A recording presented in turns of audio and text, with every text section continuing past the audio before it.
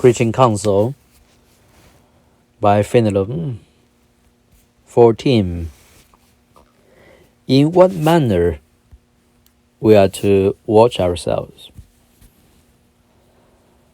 The following seem to me to be useful practical directions as to the manner in which we ought to watch ourselves without being too much occupied with the duty. The wise and diligent traveler watches all his steps and keeps his eyes always directed to that part of the road which is immediately before him. But he does not incessantly look backward to count his steps and examine his footmarks. He would lose time and hinder his progress by so doing. The soul which God truly leads by the hand, for I do not now speak for those who are learning to walk and who are yet looking for the road, ought to watch its path, but with a simple, tranquil vigilance confined to the present moment, and without restlessness from love of self. Its attention should be continually directed to the will of God, in order to fulfill it every instant, and not to be engaged in reflex acts upon itself in order to be assured of its state. When God prefers it, it should be uncertain. Thus the psalmist exclaims, "My eyes are ever towards the Lord, for he shall pluck my feet out of the net." Psalm 25:15. Observe how, in order to keep his feet in safety in the way sown with the snares, instead of fixing his eyes upon the ground to scrutinize every step, he reads them to the Lord.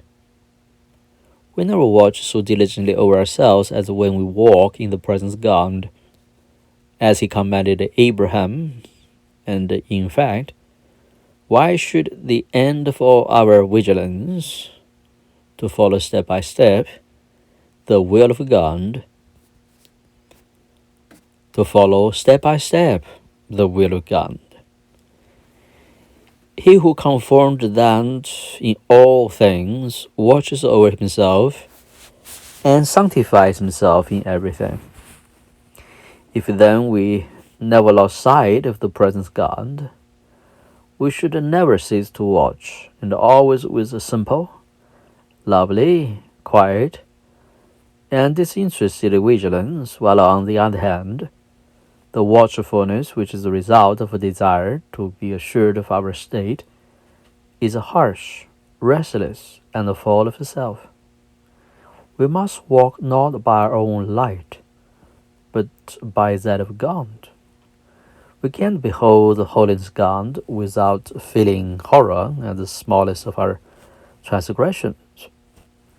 In addition to the presence of God and the state of recollection, we may end the examination of our conscience according to our need, but conducted in a way that grows more and more simple, easy, and destitute of restless self-contemplations.